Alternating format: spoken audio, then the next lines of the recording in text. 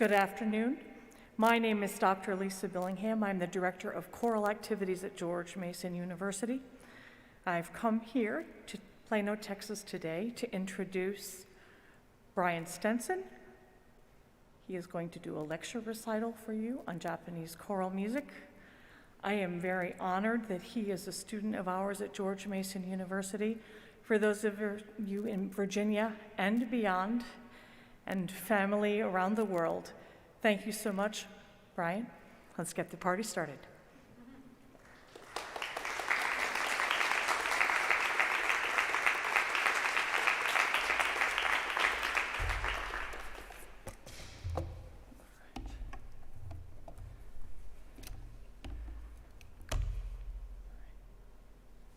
Just got to get all my devices set before we do this, you know. Okay. All right. Hello, and welcome to my doctoral lecture recital. Today I'll be discussing the choral works of composer Ko Matsushita, specifically looking into his compositions that are based on Japanese folk song, or minyō. I want to share with you all a brief overview of my dissertation. My dissertation covers 3 parts. Part 1 provides background information of my project and a brief history on choral music in Japan. Part 2 focuses primarily on Ko Matsushita. In December of 2019, I had the opportunity to interview him and learn more about his views on choral music, Japanese folk music, and his background. The transcript of this interview is provided there. Part 3 covers an analysis of 5 selected works and is prefaced with a section on Japanese musical terms and elements. For today's presentation, I'll be focusing primarily on the findings of Part 3. Ko Matsushita is a prominent Japanese composer. He sang throughout his childhood, but knew in high school that he wanted to become a musician. His musical pursuits led him to study at the Kunitachi College of Music in Japan, and then at the Kodai Institute in Hungary. He is an active conductor and directs multiple choirs ranging from children's and youth through professional choirs. And there you can see some of his choirs that he directs. Oops. Sorry about that.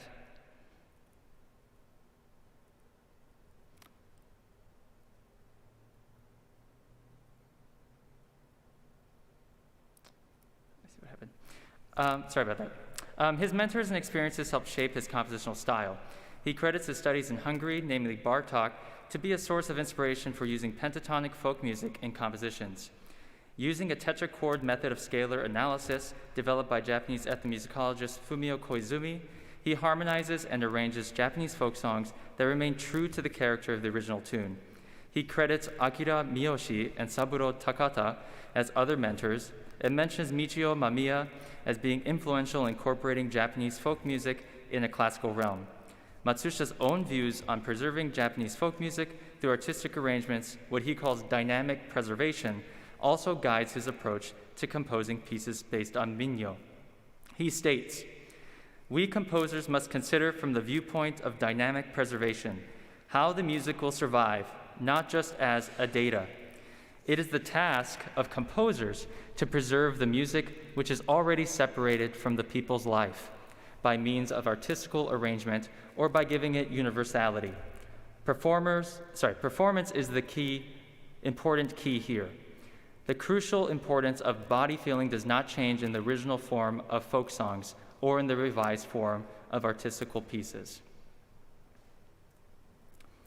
To understand how Matsushita preserves the character of Japanese folk music, it is important to first look at the musical elements that make up minyō, such as scales, folk song typology, for example, is it a work song, a farming song, a festival song, rhythmic styles, poetic forms, and vocal elements such as kobushi ornamentation and nonsensical vocables found in kakegoe and hayashi. And later I'll be talking briefly about the artistic aesthetic of Johaku. Koizumi's tetrachord method for observing Japanese pentatonic scales is widely accepted and serves as the foundation for many studies regarding minyō. Koizumi breaks down the scales into 4 types of tetrachords: each spanning a perfect fourth, which can be seen in the chart above. Each tetrachord's quality is characterized by the middle note. I distinguish each tetrachord by the interval of the bottom note to that middle note. Scales are constructed by placing two of the same type of tetrachord next to each other, and Koizumi labels these scales as minyō scale, Bushi scale, Ritsu scale, and Ryukyu scale. And just to show you, I'll just play some of the tetrachords for you. So we have tetrachord 1, which is characterized by a minor third, and then tetrachord 2 with a minor second, then major second, and then major third. So by stacking two together, for example, I'll play the minyō scale using tetrachord 1.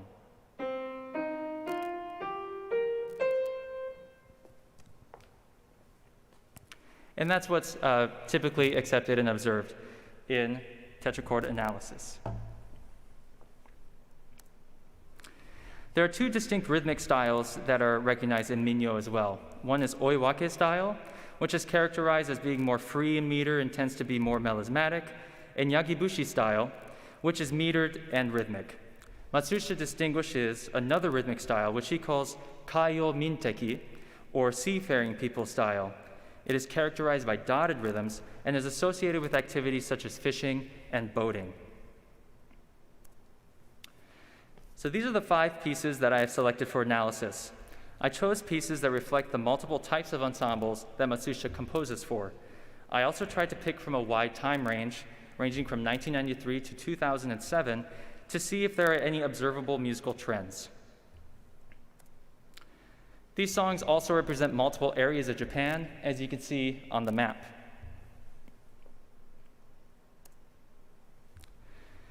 Aizu-Bandaisan is a folk song from the Aizu region of Fukushima Prefecture. The tune dates back to the Meiji era and is thought to have been brought over to Aizu Wakamatsu City by oil pressers from Gokohama, which is in current-day Niigata. The tune was known then as Genyo Bushi and then later as Kansho Odori. In 1934, Kota Katsutaro recorded the song with the title Aizu Sasayama. The tune then became more commonly known as Aizu-Bandaisan, after the opening verse, which describes Mount Bandai as a treasure mountain, which you can see in the photo above. To get an idea of what the folk song sounds like now, here is a recording by enka and folk singer Akiko Kanazawa.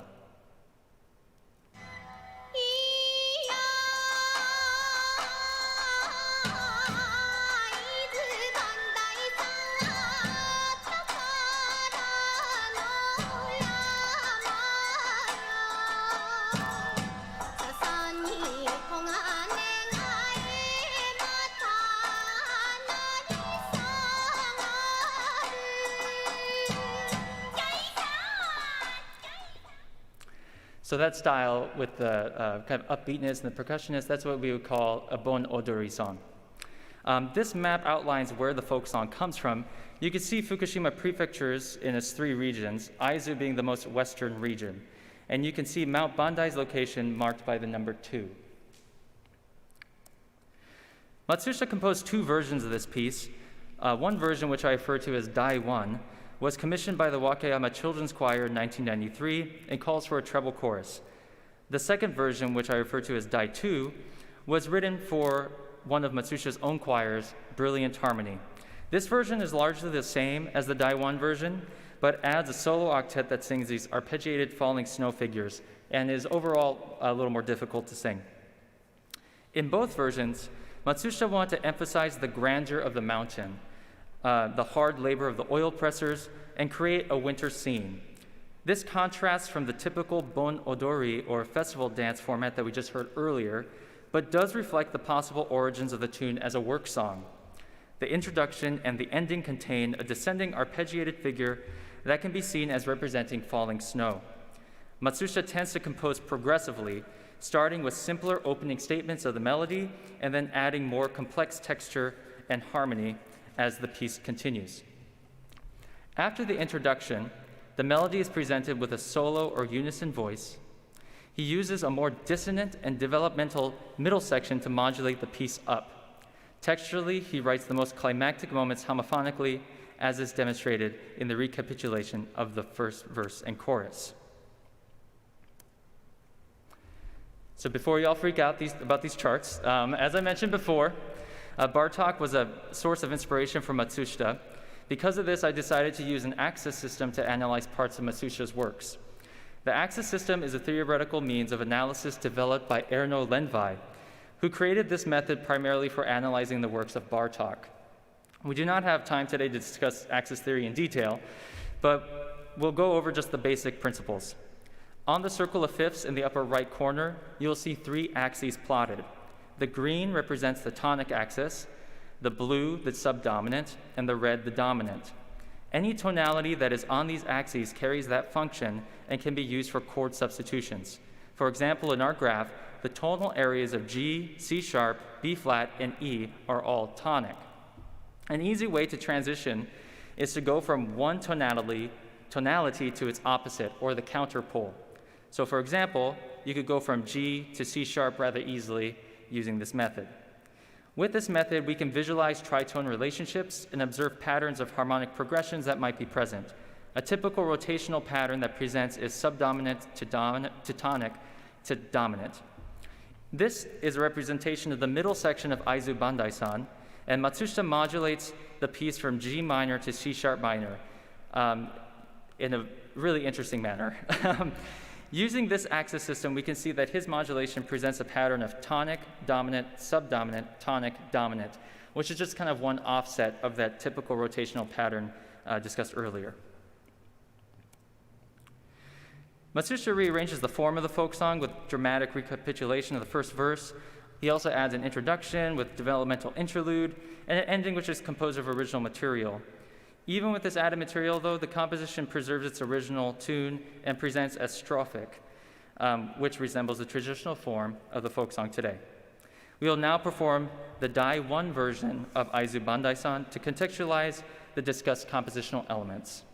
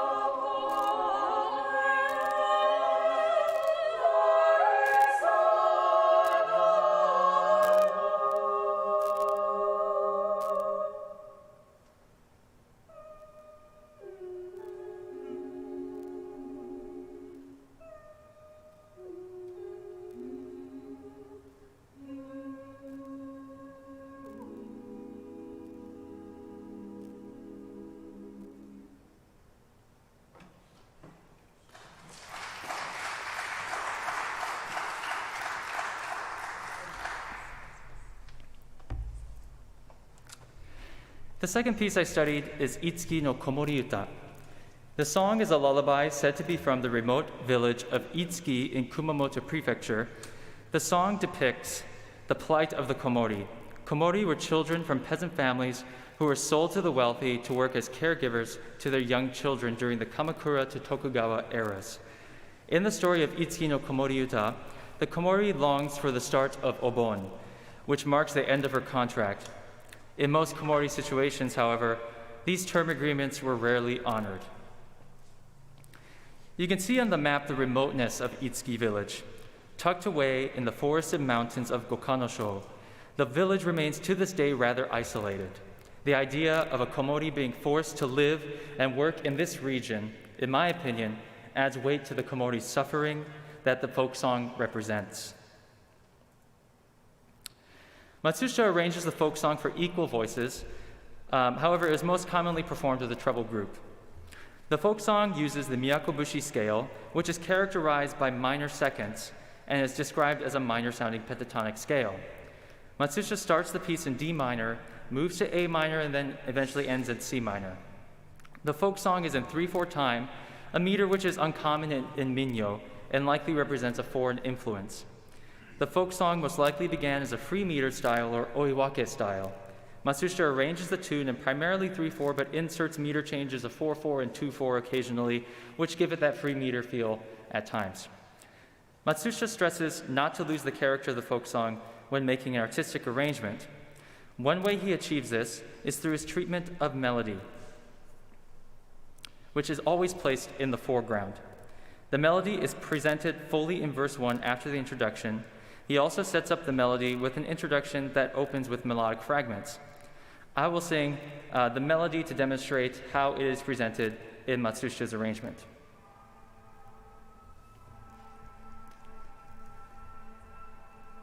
It's in the same key. So Odoma bongiri bong karasakya oranto bonga ayokurya ayomodoru. So throughout the folk song, you'll be hearing that really prominently in Matsushita's arrangement. Matsushita keeps the melody prominent and unaltered from the original folk tune. As the piece progresses, the melody is harmonized in other voices through polyphonic and homophonic textures. In areas of more dissonance, Matsushita makes the melody speak clearly by placing it in an upper register of the sopranos, which I will not demonstrate for you today. Itsuki no Komoriuta is composed with this accompaniment figure as well that is heard throughout each section of the piece. There is an offbeat emphasis, which you can see, that creates a lilting motion which can cause the accompaniment figure to embody a feeling of 6/8 despite being in 3/4. Harmonically, it uses a rate 6 scale degree to create a minor 1 to a minor 2 progression. This is a recurring motivic idea that Matsushita uses to close the piece, almost as if to represent the Komori's never-ending servitude. Another recurring musical idea is what I call the crying phrase. This first occurs in measures 43 to 46, which is pictured above, and again, an elongated variation of it occurs later in the piece. In both occurrences, Matsushita uses this particular moment to be an ascending modulation, and that's heightening the tension. It is here that Matsushita dramatically sets the phrase, "Odon ga uchinju te dai ga naita kurukya," which means, "When I die, who will cry for me?" The chord on the word naita, meaning cry, is a stack of pitches using the Bushi scale, but he just removes one pitch so it presents as a predominant 4/7 chord. This is followed by a revoiced German augmented 6 chord that resolves to a dominant 5 chord. The clear major chord of that 5 dominant chord feels like it could be representing a glimmer of hope in the Komori's plight.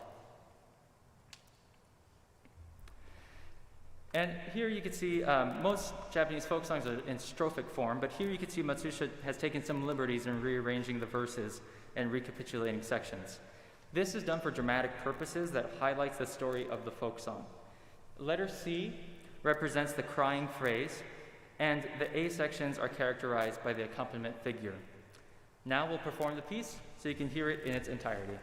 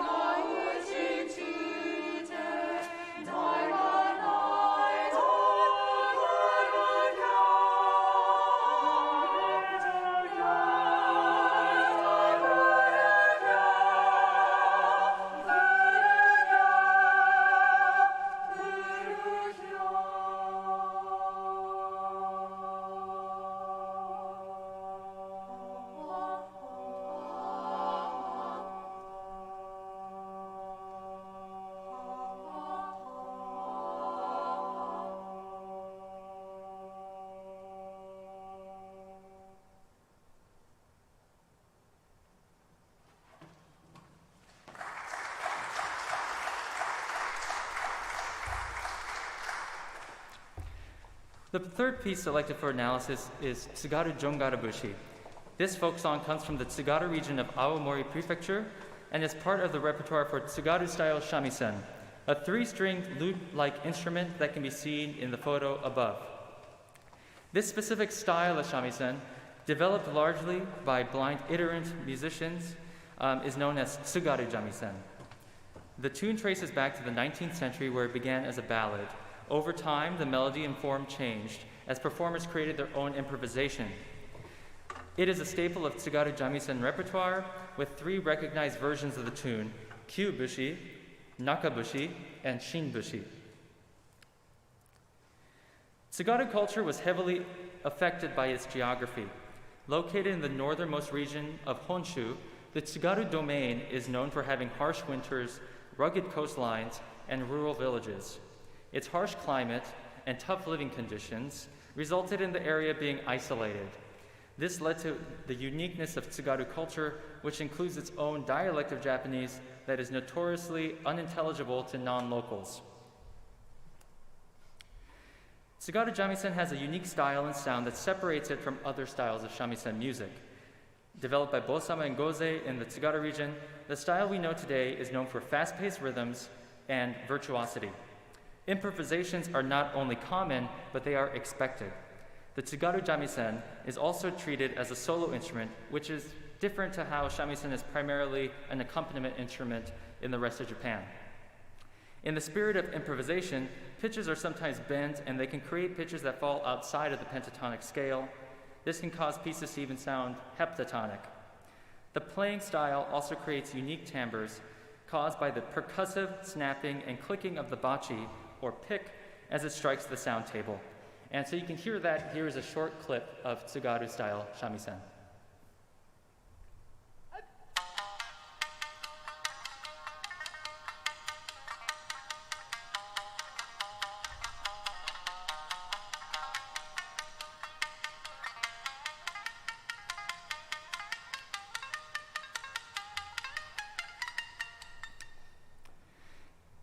So Tsugaru shamisen has a recognizable form as well. It usually begins with a choshi awase, or a tuning section, which is all on open strings that calls the audience to attention that a piece will begin. This is followed by a series of dan, or sections of the piece. Each dan typically begins with an ascending motion, and cadences are performed in a standard way, and pieces typically end with the musician striking all open strings on the tonic.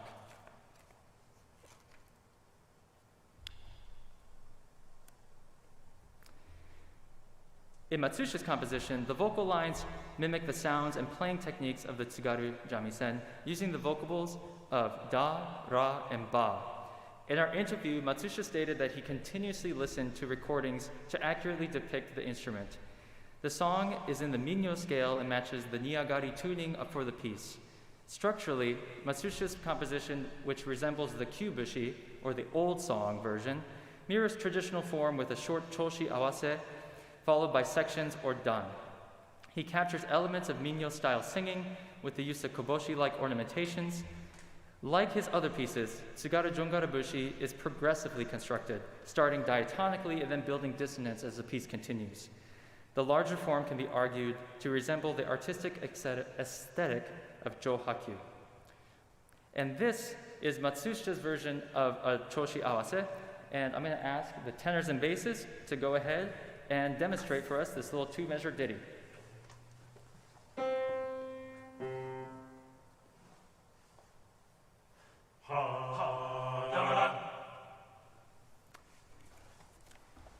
Aren't they great? This is the vocal line, the melodic line. In the red squares, you'll see just the kobushi-like ornamentations, and these are just little ornamentations used in folk singing style, and that Matsushi notates to emulate and capture that character. The Tsugaru... I've outlined the form of Tsugaru Jongara Bushi in relation to the Japanese artistic aesthetic of Jōhakyu, which can be found in various media such as music, drama, and visual art. The Jo is the initial introduction. The Ha, or the break, tends to be developmental. And then the Q, finally, the Q is an acceleration that drives the piece to its end. You'll see that Matsushita uses the ha section to modulate the piece. And the cue, you can see the acceleration starting by the recapitulation of the opening thematic material. Now to put it all in perspective, we'll go ahead and sing the piece.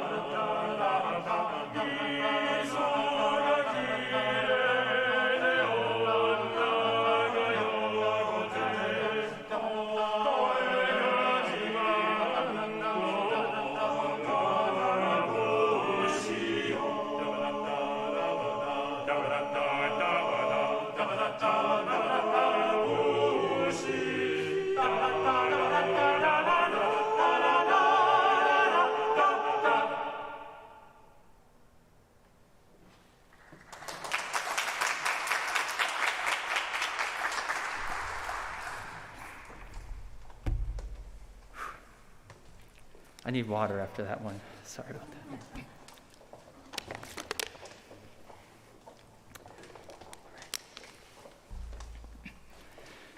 The fourth piece I would like to share with you all today is Kotoba-Asobi Uta, or wordplay song. This piece is comprised of 3 warabe uta, which are children's songs. They are Soga Mura no Soncho-san, or the mayor of Soga village, Negoro no Juja Ike ni, the pond at Negoro, and Bero Bero no Kami-sama, the god of Bero Bero. Warabe uta is often associated with games and play. Their melodies are simple and were often passed down from parent to child. Many were written during the Meiji and Showa eras to teach children things like the alphabet and counting. Kotoba-Asobi Uta was written for a treble choir or advanced children's choir. It was premiered in 2002 at the 17th National Cultural Festival in Tottori by Wakayama Children's Choir. Matsushita sought out warabe uta that held a connection to Wakayama Prefecture. For example, Soga Mura no Soncho-san is known throughout the rest of Japan as Soda Mura no Soncho-san, as in like pop or soda. But Matsushita changed it to Soga Mura after an actual place in Wakayama Prefecture. These songs also had a wordplay that interested in Matsushita, particularly Bero Bero no Kami-sama, which is just really fun to say. Oops, sorry about that. This is the map of Wakayama Prefecture, and on it you'll see marked at letter A the location of Soga village, which is the village that is sung in the first tune. Letter C marks the origin of the second tune, which is Negoro no Juja Ike ni. To connect these 3 folk songs together, Matsushita used an original motivic idea, which is in 7/8, and changes the meter of Soga Mura no Soncho-san and Bero Bero no Kami-sama to 7/8 as well. In certain transitions, he uses a sustained A-flat chord to bridge songs together. And lastly, he recaps the opening intro of the folk song to wrap up the piece. Here is that original motif that I was talking about, and we'll go ahead and sing it for you now, and you'll hear its playful nature.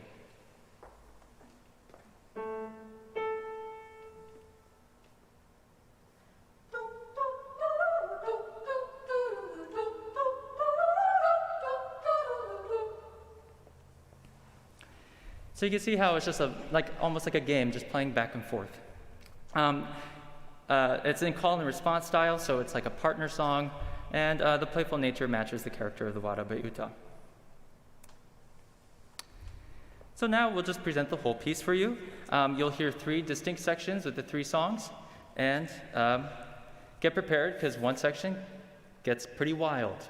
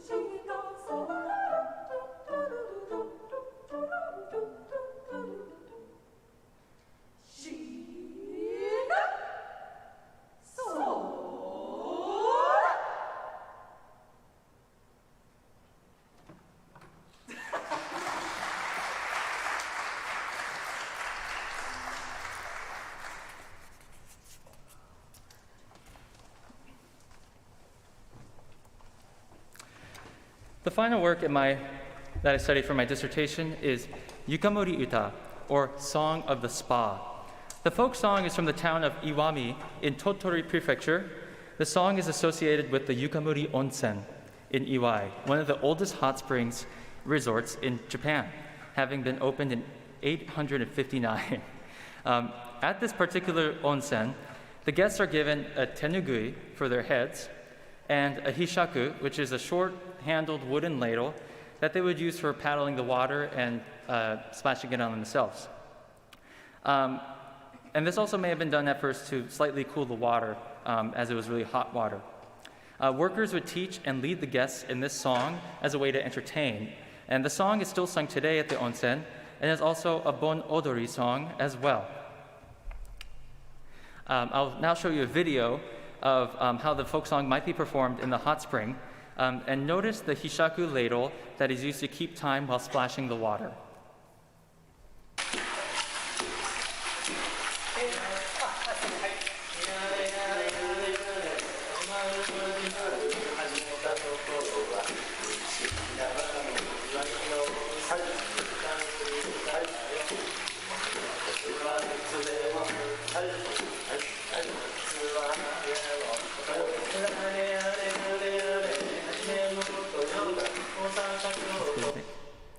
Thank you.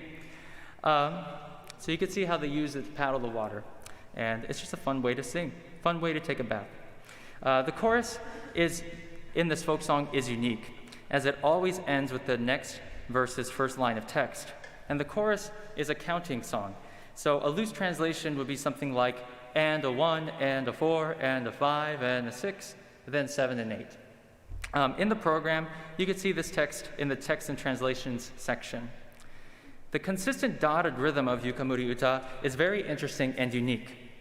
Dotted rhythms are a characteristic of Kayo Minteki, or seafaring people style, and are traditionally associated with activities like boating, fishing, and shellfish gathering.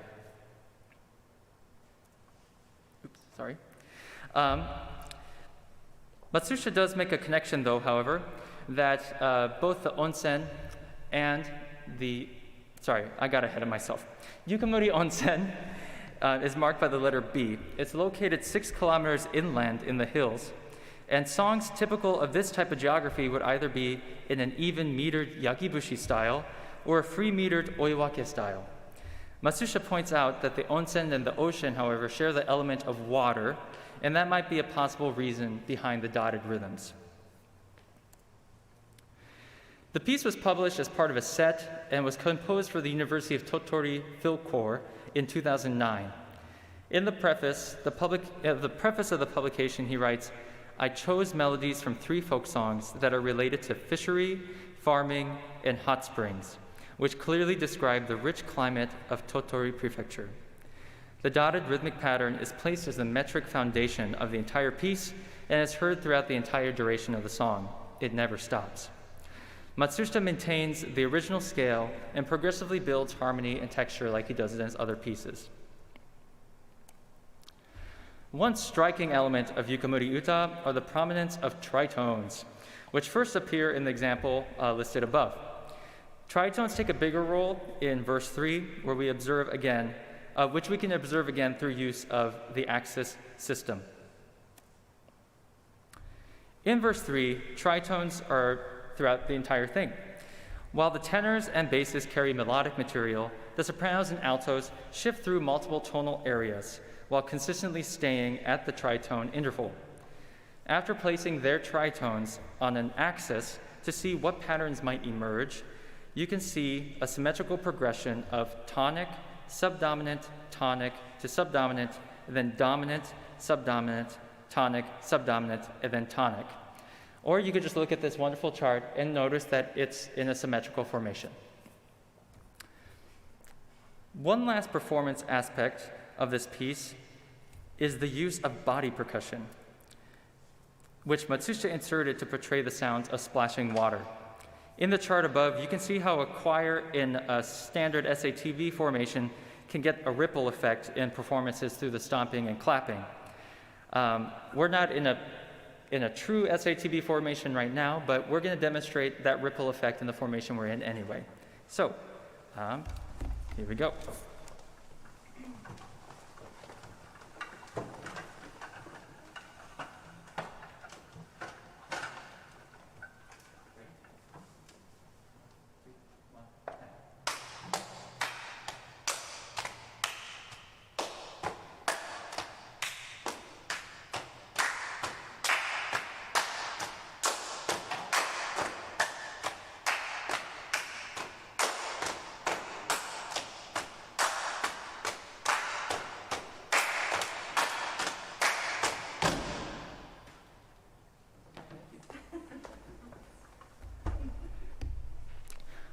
So you can see how it creates this visual and sonic effect as well.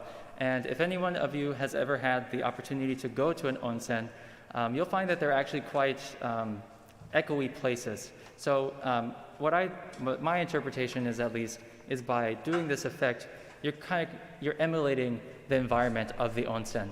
And then, of course, the clapping and the stomping and thigh slapping is to emulate that sound of splashing water. So while body percussion is fun and all, notes are even better. So we will now perform the piece in its entirety. And I would like for you to particularly pay attention to how the dotted rhythm is constant throughout and never really ends until we get to the end of the piece.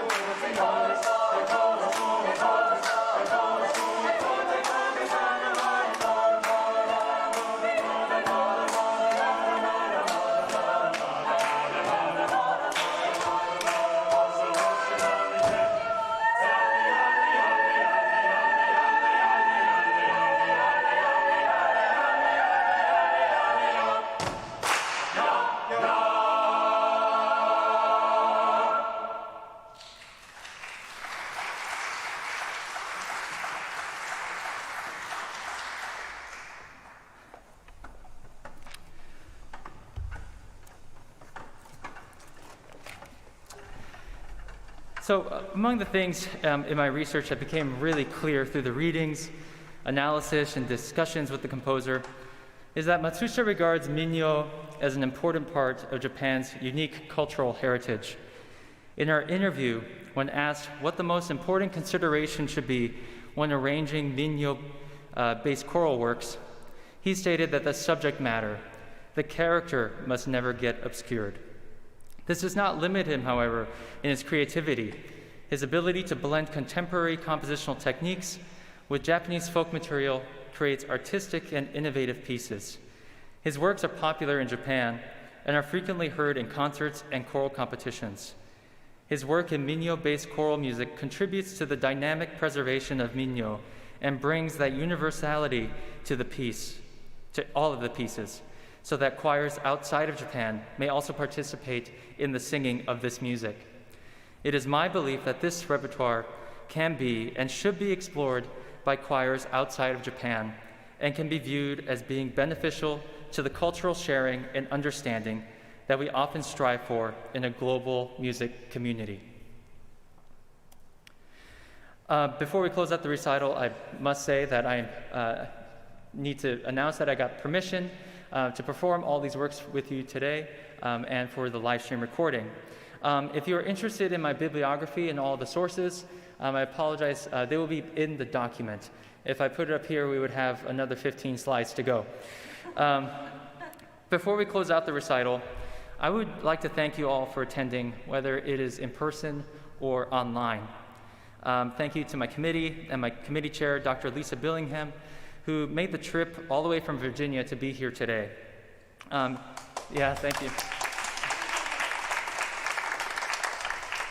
And thank you to all the singers behind me who volunteered their Friday evenings to come over and sing some Japanese choral music. I'm really thankful. They did this all out of the goodness of their hearts, and I'm really grateful. And we put this together in about 5 rehearsals, or 5 or 6 rehearsals, so they're pretty great musicians. I'm grateful for that. And of course, thank you to my wife McKenna for finding them all from UNT and either volunteering them to be part of the choir or just asking to join. Thank you, everybody. I appreciate all your support, and thank you for being here today. Thank you.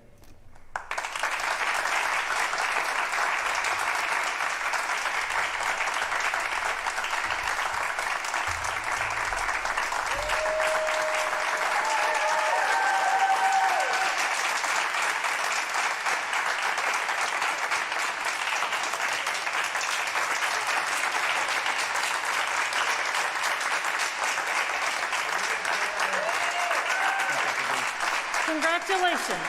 Thank you. Bravi tutti. All right, thank you.